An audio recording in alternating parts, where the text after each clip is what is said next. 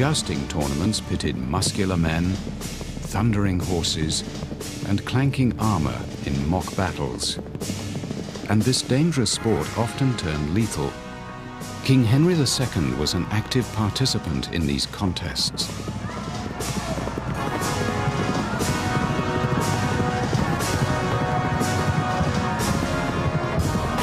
But in 1559, the king was mortally injured in a jousting accident and died in agony.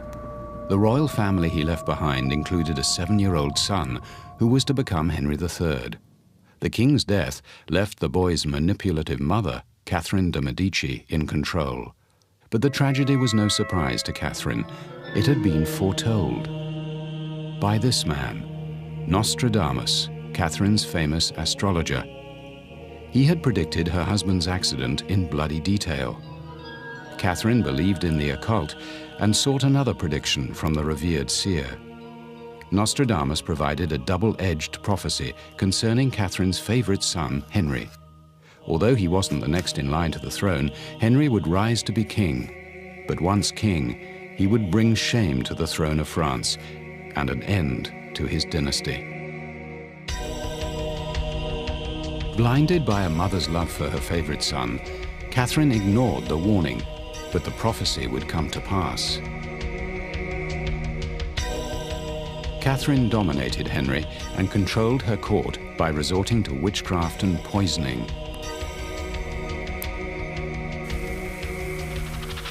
In an unsettled time when France was torn by bloody religious conflicts, Henry grew up shadowed by the sinister prediction and surrounded by court intrigue. Henry's older brother became King Charles IX in 1560. But the overbearing Catherine wanted Henry to have his own kingdom, so she managed to have 21-year-old Henry installed as King of Poland.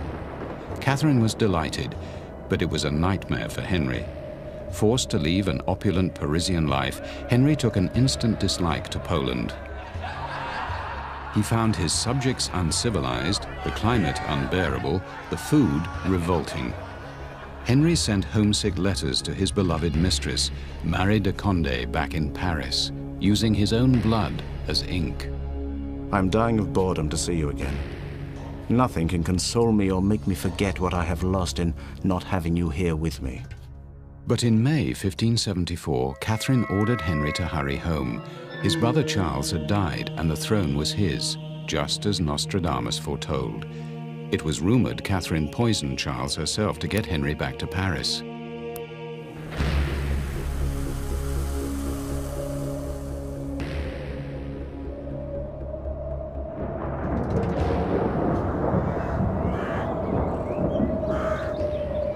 Henry was glad to quit his eastern kingdom, but he had to give his Polish nobles the slip. So he summoned them to a sumptuous banquet where he feasted them with spiced meats and vats of alcohol. When his guests fell asleep, Henry donned a disguise and ran away. The nobles woke to find their king had disappeared.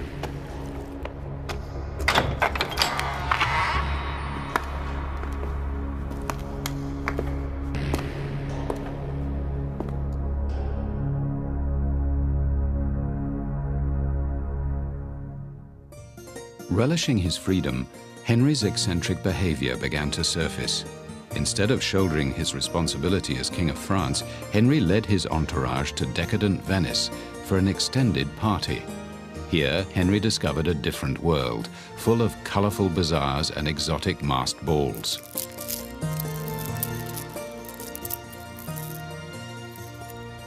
Succumbing to his sensual yearnings, Henry experimented with sexual ambiguity, dressing up and exploring erotic possibilities.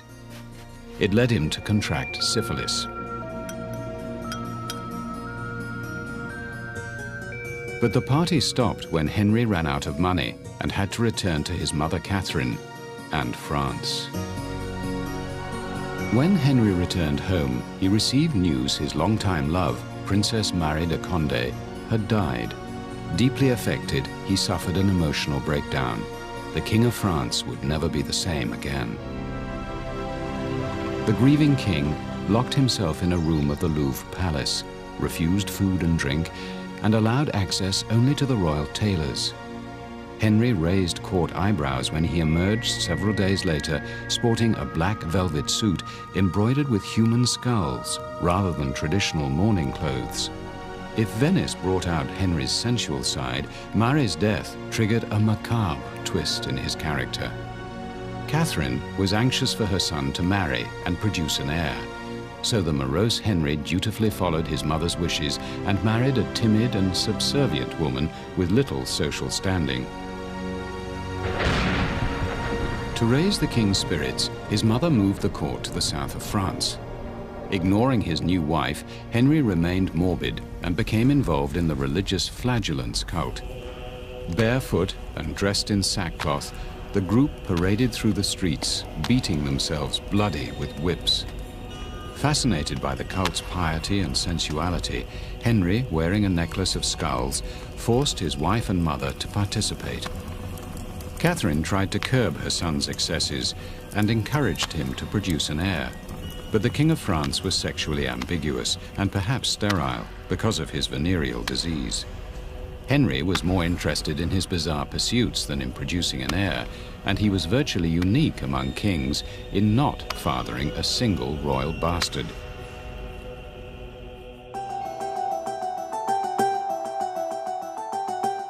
Returning to Paris, the eccentric Henry's behavior took another bizarre turn.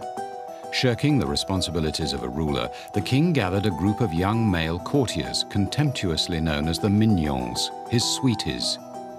Nicknamed Princes of Sodom by an outraged Parisian press, the beautiful, athletic young men paraded in public, plastered in rouge and dripping with jewels. Dressed in a woman's bodice, cuddling poodles, the King of France led his sweeties through the streets of Paris.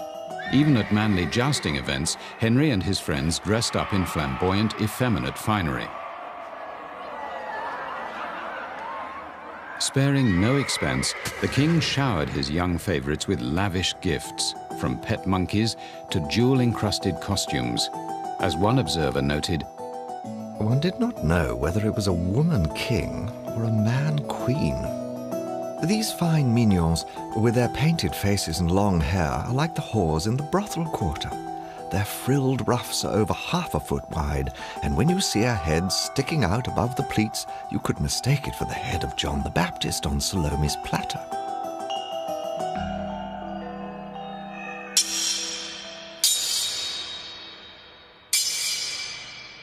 the Mignons constantly fought among each other to be close to their patron, the king. Excellent swordsmen, they resolved their jealous conflicts with duels. During one sword fight, Henry's favorite mignon, the Comte de Caylus, was seriously wounded. The concerned king closed an entire street so the injured young man could recover in peace, but the man died. The devastated king insisted on honoring his friend with a state funeral and always kept a lock of the fallen favorite's hair. In the fight for power, intrigue and murder became an everyday occurrence at Henry's increasingly debauched court. To guard against plots, the king recruited 45 brutal bodyguards from among the Mignons and used them to settle old scores. The king heard two enemies, the Duc de Guise, charismatic leader of fanatical Catholics, and his brother, a cardinal, were plotting against him. Henry summoned 10 guards, gave them daggers, and then looked on as they cut down the Catholic leader.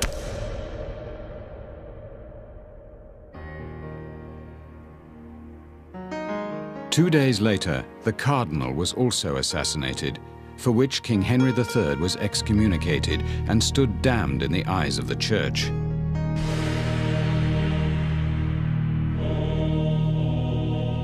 At a time of religious strife, the king had further alienated the powerful conservative Catholics. It would come back to haunt him.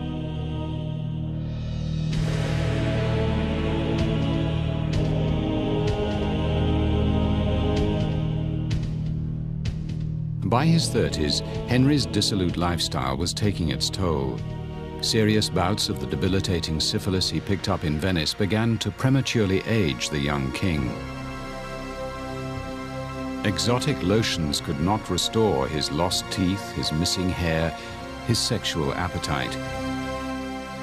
Increasingly depressed, Henry abandoned his flamboyant wardrobe for more somber clothes. Henry's physical decline coincided with political turmoil. As religious war broke out, Paris fell into the hands of the fanatical Catholics. Long at odds with the Church, Henry was forced to flee his own capital.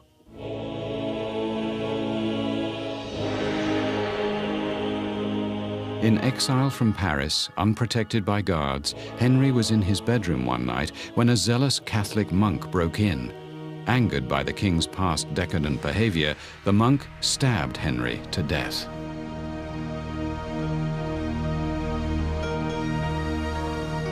Henry III's life fulfilled every aspect of the Nostradamus prophecy. His body was embalmed and sealed in a traditional lead coffin. But Catholic fanatics still controlled Paris and refused to let the king be buried at the traditional royal resting place here in the Cathedral of Saint-Denis. Henry's corpse lay forgotten in a monastery for 21 years until he was finally laid to rest in the cathedral.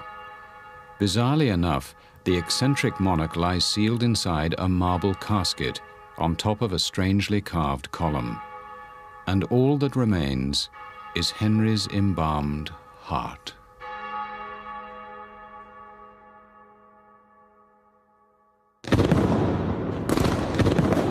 Unlike Henry III's disastrous reign in 16th century France, 100 years later, Tsar Peter the Great brought enlightened modernization to Russia.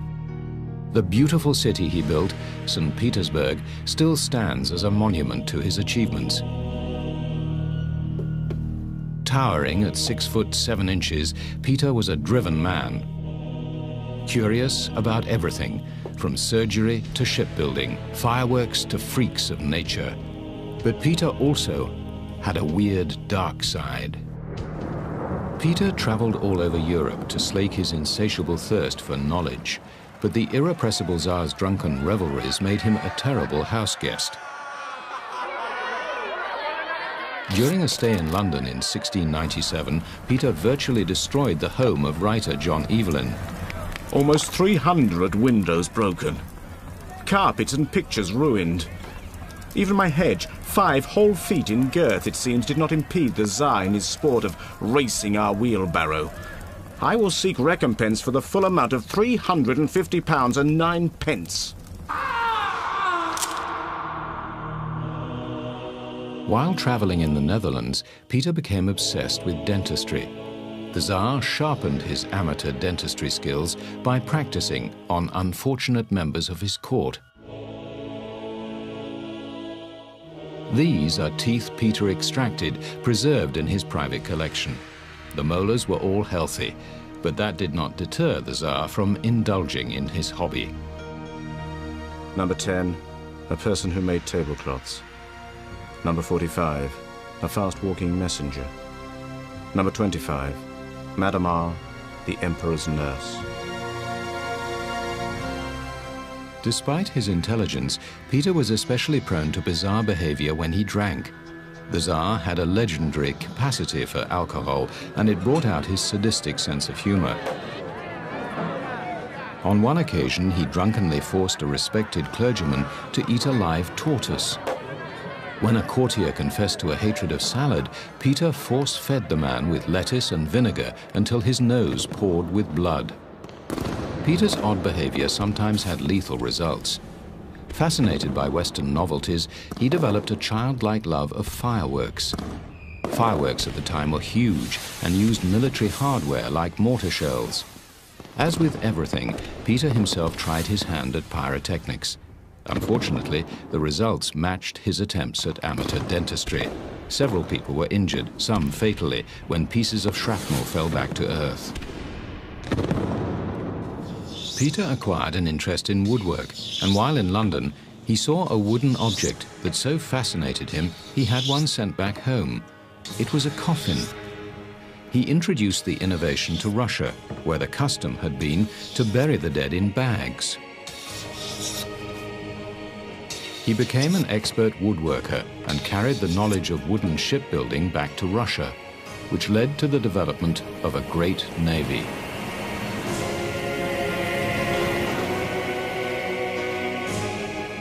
During Peter's frequent absences from Russia, his palace guard conspired to revolt against him. When Peter returned home, he ordered 799 men to be tortured and executed. Their bodies were left to rot on the battlements of the Kremlin in Moscow as a lesson to others. Legend has it that each crenellation along this wall represents one of the Tsar's victims. The Tsar enjoyed seeing others suffer to keep pace with him. After one night of heavy drinking, Peter had his guests cut wood for him. Then came a breakfast of a bottle of brandy each, followed by a brisk horse ride. It was said that being Peter's friend was like walking on a volcano.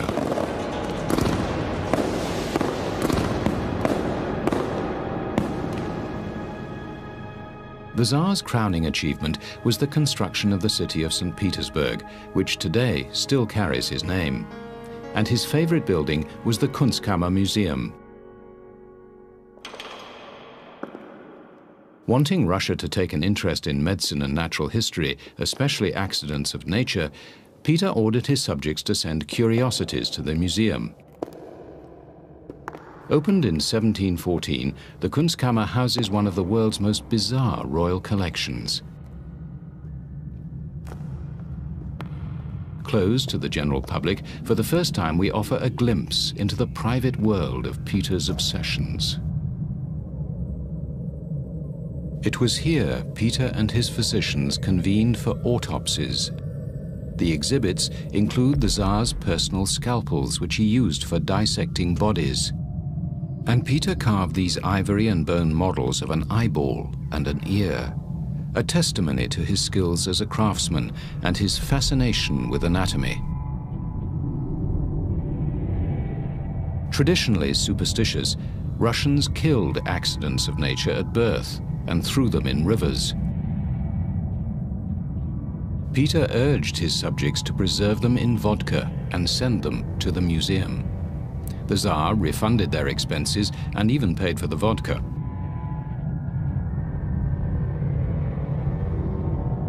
Peter became obsessed with anatomy, dead bodies, and freaks. He valued items such as these Siamese twins as prize exhibits.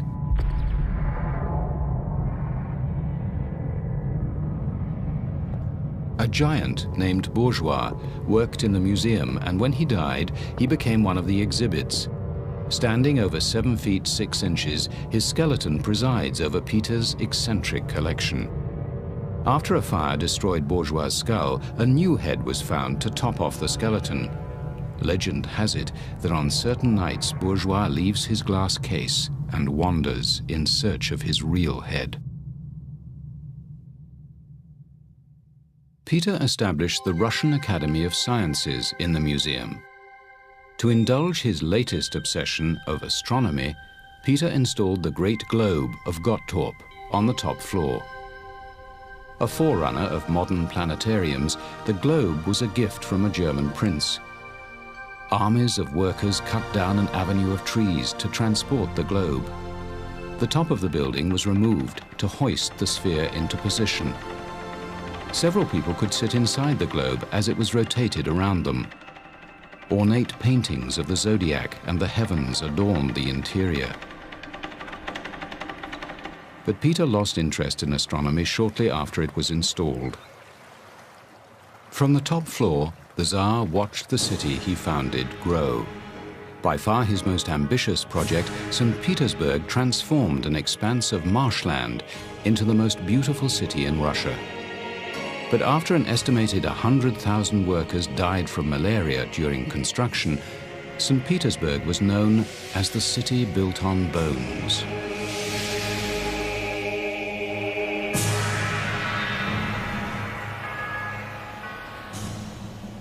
Advised by the extravagant mayor of St. Petersburg that a king should have a big house, the Tsar decided to build the Palace of Peterhof on the shores of the Baltic. Having visited the French court, he constructed what was described as the Versailles by the sea, the most northerly palace in Europe. The best European architects and engineers, with the labor of 5,000 workers, built a 22-mile-long canal and laid hundreds of miles of underground pipes for ornate fountains.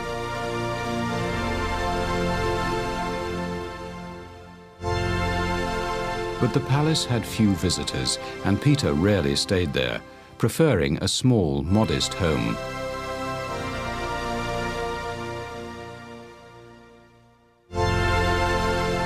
Besides introducing scientific knowledge to Russia, Peter's travels also generated some strange ideas. To make Russians look more like elegant Europeans, Peter ordered all his subjects to shave. And to raise extra money for his extravagant projects, Peter introduced a beard tax and fined those who refused to shave. The Tsar first introduced his tonsorial obsession to the royal inner circle during one of his customary drinking sessions.